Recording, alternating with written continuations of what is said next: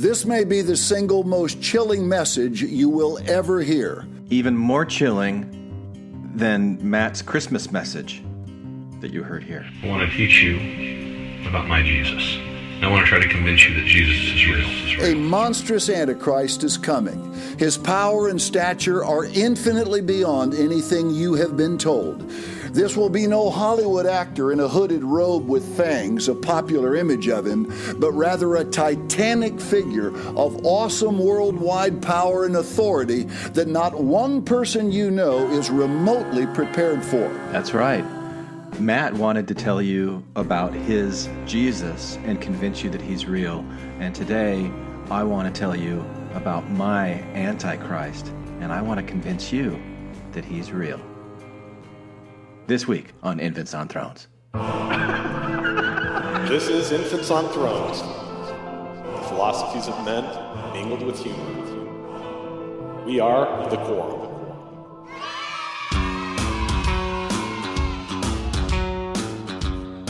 Welcome back to Infants on Thrones. I'm Glenn Osland, and first, essay contest. So, I've got 2, maybe 3 people that have submitted essays, and we really need to have like 10 to have a contest. So, I'm not quite sure what to do. If you want to submit an essay, please record it and submit it, and we'll do it. We'll do the essay contest. I'm just going to wait for a critical mass of listener essays before I start publishing them. So please do it. Send it in. Remember, there's cash prizes for first place, second place, and third place. So check out our website and follow the instructions and send us some listener essays. Love to hear what's interesting to you. Now, here today is what's interesting to me, and the Antichrist. The Antichrist. Everybody's scared. Everybody's scared of the Antichrist. Everybody's always been scared of the Antichrist. But you know, it's kind of funny because there's not really a tradition or a strong tradition of Antichrist in Mormonism like there is in other Christian sects. So what I'm going to do first is I'm going to open up my old Bruce R. McConkie Mormon Doctrine book here and look to see what he said about Antichrist. And there's not even like Antichrist singular. It's Antichrists plural.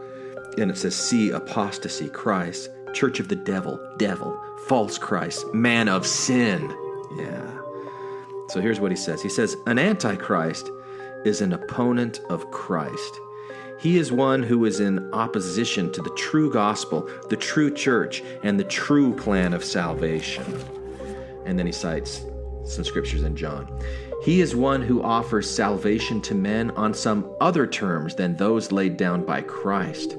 Sherem, Nehor, and Korihor, Book of Mormon characters, were all antichrists who spread their delusions among the Nephites.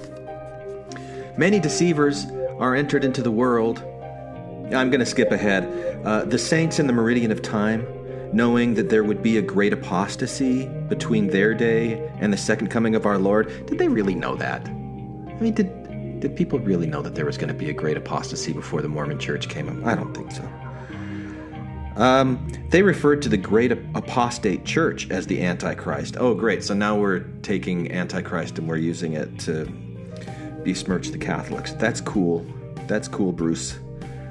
Blah, blah, blah. I'm going to skip ahead because right now he's just saying that the Catholic Church is the Antichrist, the spirit of the Antichrist, blah, blah, blah. This great Antichrist, which is to stand as the antagonist of Christ in the last days, and which is to be overthrown when he comes to cleanse the earth and usher in the millennial righteousness, is the church of the devil. Okay, so basically the tradition of Antichrist from Christianity, at least Bruce R. McConkie's version of Mormonism, he turned the Antichrist into the Catholic Church. I'm not going to say that the Antichrist is the Catholic Church. That's not my point in today's mini-sode. John Amos says no.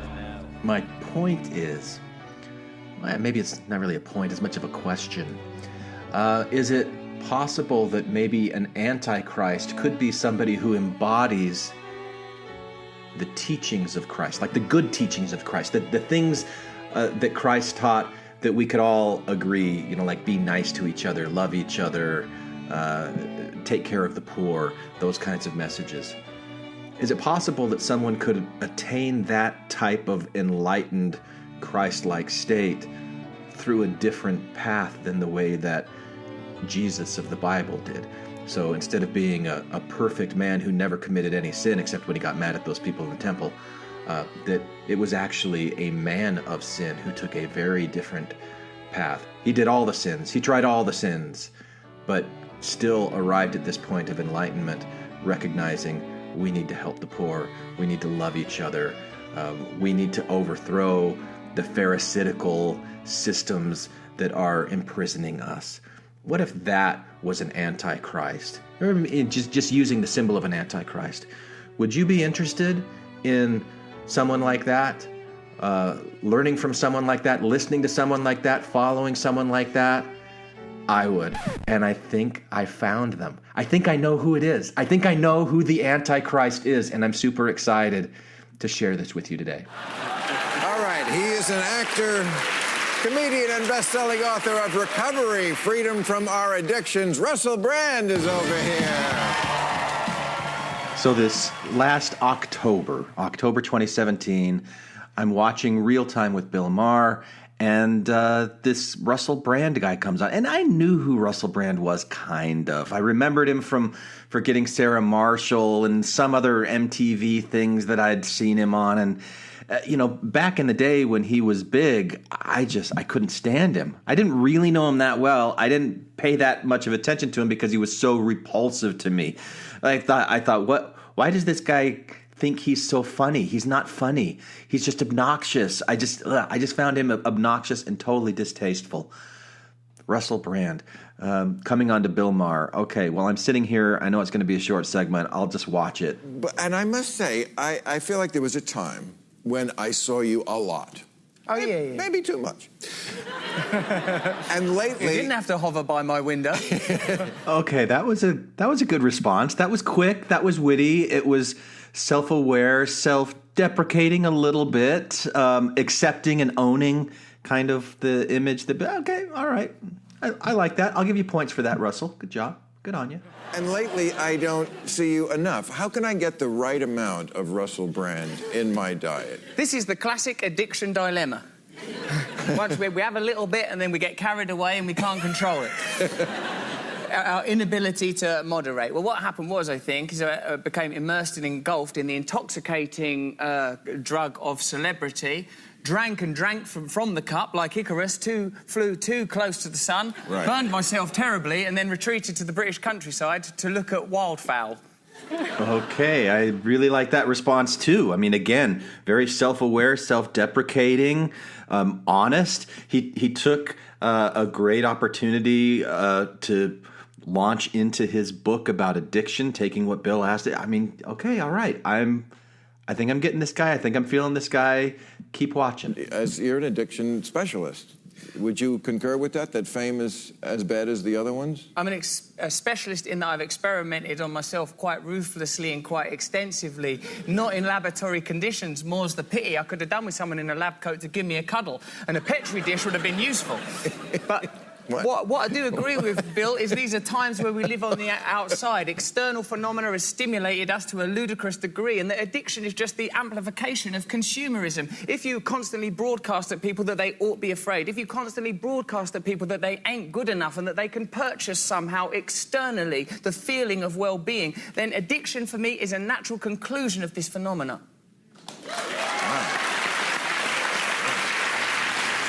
Whoa. Okay, hang on. What did he just say? So I appreciate the bit about ruthlessly experimenting on himself, but not in laboratory conditions. That was funny. A Petri dish could have been useful. What does that mean? That's funny. But then what was that next part? External phenomenon has stimulated us to a ludicrous degree. And addiction is just the amplification of consumerism? If you constantly broadcast at people that they ought to be afraid, if you constantly broadcast at people that they ain't good enough and that they can purchase somehow externally the feeling of well-being, then addiction, for me, is a natural conclusion of this phenomenon. Did he just say that off the cuff? The external phenomena has stimulated us to a ludicrous degree, and that addiction is just the amplification of consumerism. If you constantly broadcast at people that they ought be afraid, if you constantly broadcast at people that they ain't good enough and that they can purchase somehow externally the feeling of well-being, then addiction for me is a natural conclusion of this phenomena. Did that just come... Did he memorize that and repeat it like a line from a play, or is this just him off the cuff? That was amazing. Holy cow. That was life-changing to me when I heard that. That makes so much sense. Within a minute, however long it took, I became a huge Russell Brand fan. And maybe, well, I want to find out more about this guy. Who is this guy? What is this guy about? I like what I'm hearing. And I don't, but I do. I ain't gonna fuck with that. I wrote a book about it. Yeah, I was gonna say, you did write a book about it, and you've had all the addictions, and you've done all the drugs. Oh, Bill. And what was your favorite? Exhausting. Well, I'll talk you through. Heroin is very, very relaxing. Too relaxing. You let go of your life in the end. LSD is delightful to annihilate the concept of self, the construction of self, the biochemical tapestry stimulated by a culture, formulated in memory. To see that thing bust apart by hallucinogens is a glory to behold. To experience oneness, to experience connection, to know that in truth we are all one. The glory of the light, the glory of the Lord. I know you're an atheist. Yeah, Don't recoil, Bill. These chairs have got wheels on them for a reason. So I liked LSD. I'm glad you're... Must I need the second drug? I'm glad you're now so sane and healthy. Go on. I'm only describing one evening. Yeah. Wow. I'm sitting there watching this thinking, wow, this guy is funny, he's witty, he's quick, he's smart, he's profound. The things that he's saying, they're totally ringing true to me. How did he describe what we are as people? Biochemical tapestry. That we are a biochemical tapestry stimulated by our culture, formulated in our memories. And then seeing that thing that we think of as us bust apart, that's a glory to behold, to experience oneness, to experience connection, to know that in truth we are all one. For me, the only drug that I'm interested in is the drug that we are pursuing in the first place, the drug of connection, of unity, of love. For me, all these things are placebos. Every drug, every commodity, just a placeholder on the way, false idols, as we seek out some kind of truth and connection in whatever denomination, in whatever language, whether it's agnostically, atheistically, or religiously. We're all looking for oneness. We're all looking for connection. And I think in your country at this time, we're seeing tumult and rage bubbling up in the form of these peculiar figures, these ludicrous gargoyles that govern, these comedic figures that even your parody cannot entirely do justice to. Who are these people? Unity, love, connection. This is Zion. This is the idea, the concept of Zion. It's what I was brought up thinking was the main purpose of everything in my Mormon religion. There's still probably pieces of that there that this was connecting with, that was making me feel, oh yes, wholeness, validation to a previous native worldview that I had. Anyway, I just immediately started liking what I was hearing from Russell Brand. Let me ask you about one more addiction. You said you were also a sex addict. Isn't there a difference? Is a difference between all the drugs which you are physically addicted to and which have harmful side effects? What is the bad side effect of sex addiction? Smiling too much? Well, I did do a wry grin there, sir, because I'm juvenile and I'm on a television programme. But sex addiction and food addiction, these are necessary aspects of a healthy human life. But I would say the definition of addiction is a behaviour that you repeat that is having detrimental effects and that you cannot stop. For me, that is the definition of addiction. Now, initially, if you happen to be... But if it doesn't hurt you, why is that? Well, it ultimately does hurt me, and it ultimately hurt other people. As a white heterosexual who's attracted to adult human females, you hit a bottom more slowly than if you had more peculiar... I bet you hit a bottom a lot when you're a sex addict. All right, one more thing. I'm just saying that ultimately sex addiction leads to the objectification and commodification of women. One more and that thing. Sort of thing. And at this point in the interview, you could kind of hear it at the end where Bill Maher was trying to shut him up and move on to his next segment. But I was getting tired of hearing Bill Maher. I wanted to hear more from Russell Brand. So I went out and I got the audiobook, Recovery, and started listening to it. And it just blew me away again at how totally entertaining he is, how self-deprecating, self-aware, but there's also this healthy self-respect that he has for himself and for all of the shit that he's gone through in his life and all of the different things that he's been addicted to. And I think that was the biggest eye-opener to me, is that when I've thought about addiction in the past, I've thought about alcohol, I've thought about drugs. I haven't really thought, okay, sex. I know people talk about pornography as an addiction, but he's got such a broad definition of addiction, or at least he introduced me to this idea of a broad definition of addiction, that it's really anything that is this detrimental behavior that we keep doing and we can't stop. We can't stop on our own. We need help to do it. And it's really covering up this emptiness that we're feeling, this sense of that we're not good enough or that we're not worthy, which is one of the things I've always hated about the way that the Mormon Church is set up. There's such an emphasis on worthiness, and you're not worthy unless you hit these certain conditions that not everybody can meet. Anyway, so I started listening to the audiobook, and I'm going to play a clip from the audiobook because basically what he's doing, he's explaining the 12-step program from Alcoholics Anonymous, but he's doing it in his own Russell Brand kind of way. He reinterprets it, and this is part of, when I playfully look at him as being an antichrist, that would you think about Jesus saying fuck or talking about the things that Russell Brand's talking about? No, that's totally anti-Jesus. That's the opposite of what we expect from Jesus. But if you open up your mind, if you open up your ears to what he's saying and not how he's saying it, and having that trip against whatever puritanical values you've grown up with in your culture, you can hear that the message of oneness, of love, of unity, and starting with self-love, and filling that so that you don't have to be addicted to these things that are harmful to you and harmful to others.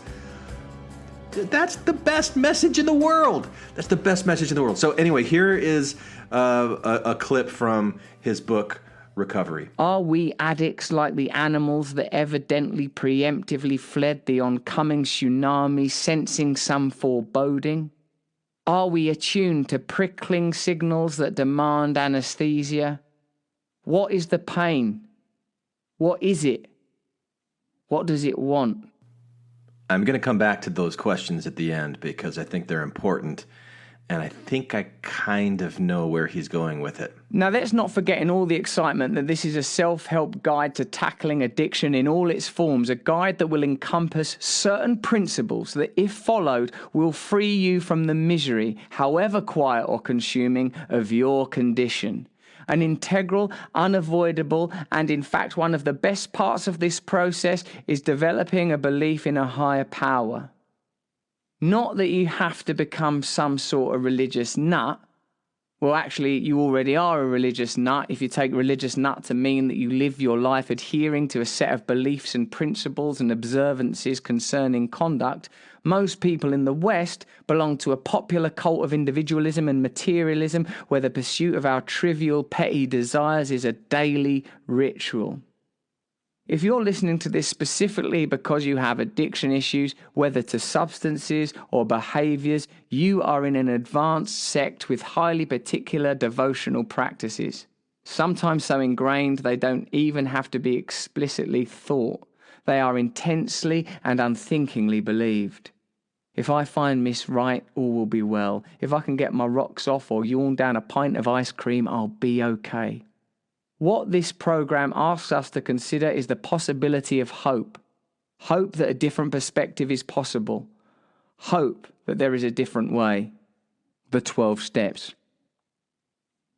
You know me, right? You know I hate systems, especially the system, a bogus set of instructions for us, the people, to follow, while the truly free wallow in privilege. So imagine my initial resistance to this system, the 12 steps.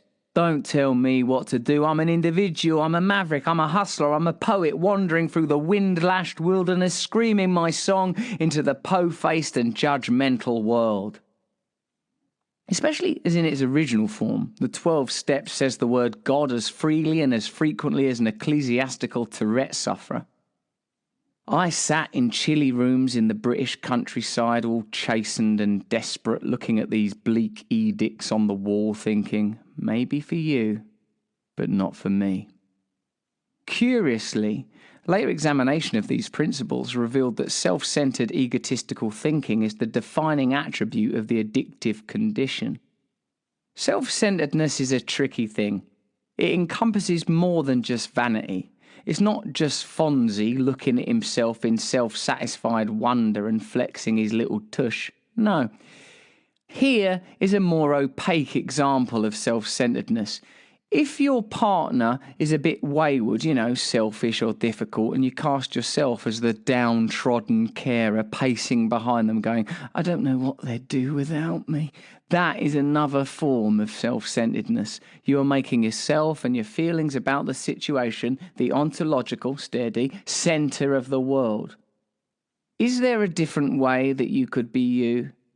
Especially as we all know, don't we, that you being you and me being me is the absolute alpha and omega of the world today. Flick on a TV, glance at your feed, it's all about me, the perfect product, holiday, hair tonic, telephone provider for my unique self.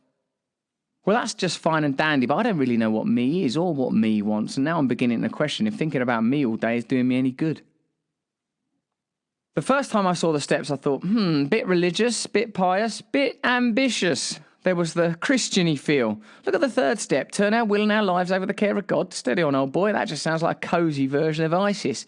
But now I know you could be a devout Muslim with a sugar problem, an atheist Jew who watches too much porn, a Hindu who can't stay faithful, or a humanist who shops more than they can afford to, and this program will effortlessly form around your flaws and attributes, placing you on the path you were always intended to walk, making you quite simply the best version of yourself it's possible to be.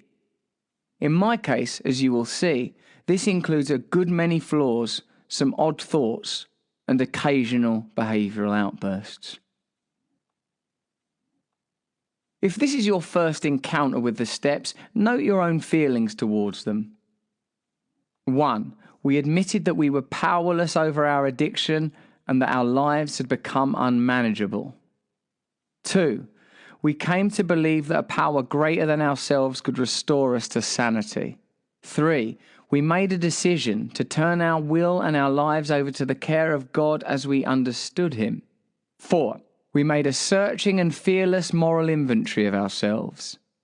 5. We admitted to God, to ourselves, and to another human being the exact nature of our wrongs. 6. We were entirely ready to have God remove all these defects of character. 7. We humbly asked Him to remove our shortcomings. 8. We made a list of all persons we had harmed and became willing to make amends to them all. 9. We made direct amends to such people wherever possible, except when to do so would injure them or others. 10. We continued to take personal inventory and when we were wrong, promptly admitted it. 11. We sought through prayer and meditation to improve our conscious contact with God as we understood Him, praying only for knowledge of His will for us and the power to carry that out. 12. Having had a spiritual awakening as a result of these steps, we tried to carry this message to addicts and to practice these principles in all our affairs. Here's how I look at the steps now, and I invite you to look at them the same way. It certainly demystifies them.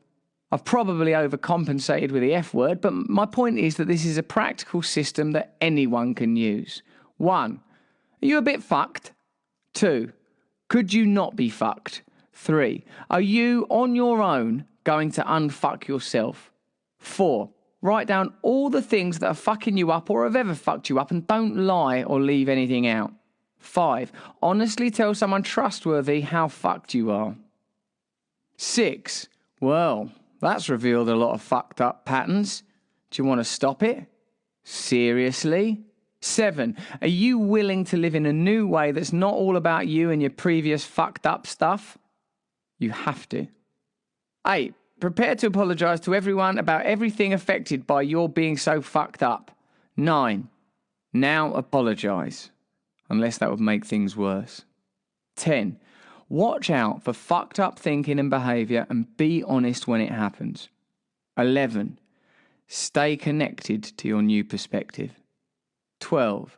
Look at life less selfishly. Be nice to everyone. Help people if you can. What about my precious individuality, though? I can't subject my unique mind to a system. The philosophical prison ain't been built that can hold me, baby. That may well be, and resisting authority is all fine and dandy, but the point of that surely is to resist being oppressed or exploited by that authority. There is no oppression or exploitation here. Furthermore, and dim the lights and cue the Twilight Zone music, who is the me that I am trying to protect? That's a question that we'll ponder over these chapters and possibly answer, although I'll be honest, the riddle of understanding the true nature of self has baffled the finest minds humanity has had to offer since time began. Still, I like a challenge. So there you go. This is the Antichrist. This is my Antichrist. This is the guy who's not gone the traditional religious route by any means. He's gone totally opposite. Everything that I was brought up to say don't do, he's done. And in doing that, he came to the place that I haven't come to, but always felt like I should.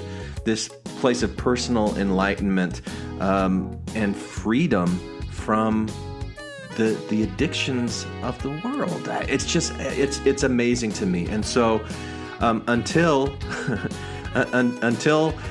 Russell Brand becomes aware of this little teeny tiny podcast with dozens and dozens of listeners called Infants on Thrones and extends an invitation for Infants on Thrones to become part of his new podcast. He's got a podcast called Under the Skin, which I recommend. I've started listening to it. It's fantastic. I'm sure we'll be doing some episodes about things that he's covered from Under the Skin.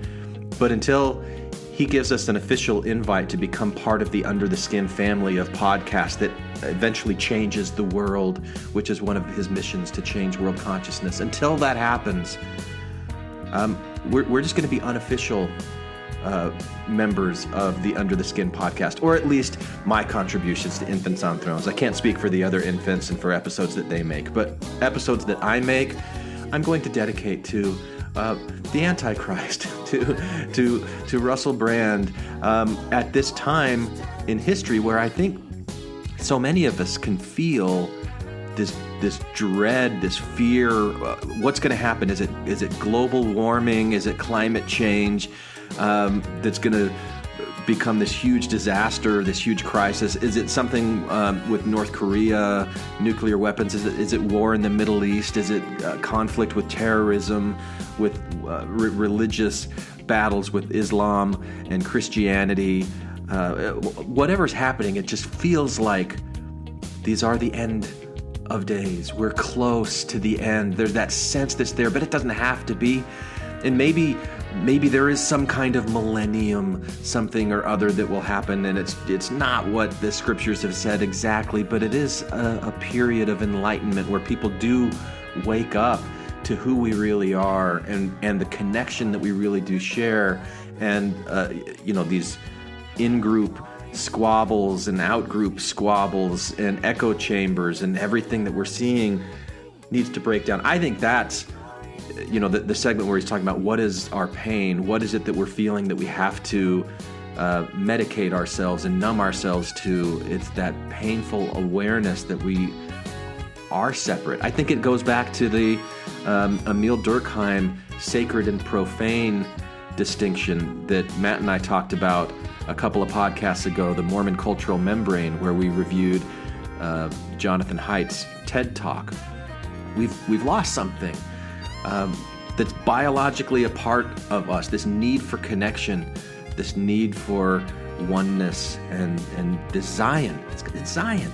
So anyway, I found my Antichrist, Russell Brand, Under the Skin, and there's a documentary called Brand: A Second Coming that we're going to do a review of in the next couple of weeks. So you haven't heard the end of Russell Brand on Infants on Thrones, and I just wanted to introduce that to you today. And I say these things in the name of the Antichrist. How blasphemous, blasphemous, blasphemy from Infants on Thrones. But what a great message, what a healthy message, something that I really want to keep exploring, and I hope that you'll be interested in exploring this with us. And listener essays, please help provide context and content and new perspectives, and share with us what you're learning, what you're experiencing. Let's have that be something that we do more of on Infants on Thrones, like we used to do in the past. Let's get back to that. But it starts with you knowing what you want to say, writing it down, recording it. You don't have to add music. You don't have to add sound effects. Just share your perspective. And I'd love to get more of those. So please, listener essays on Infants on Thrones. And thank you again for listening. That's it for now. Isn't it a pity? Now isn't it a shame how we break each other's hearts? Hei, dette Claudia in Welv i Norge. Did you know that infants on thrones in Norwegian are called spedbarn på troner? Du kan kommentere denne episoden på nettsiden infantsonthrones.com. Og hvis du liker det du hører, gi forumet 5 stjerner og skriv en kort anmeldelse på iTunes. Det har jeg gjort. For all you non-Norwegian speakers out there, you can comment on this episode on infantsonthrones.com. And if you really like what you hear, give the Quorum a 5-star rating in iTunes. Det noen som vil avslutte med bønn? Some things take so long, but how do I explain? Not too many people can see we're all the same.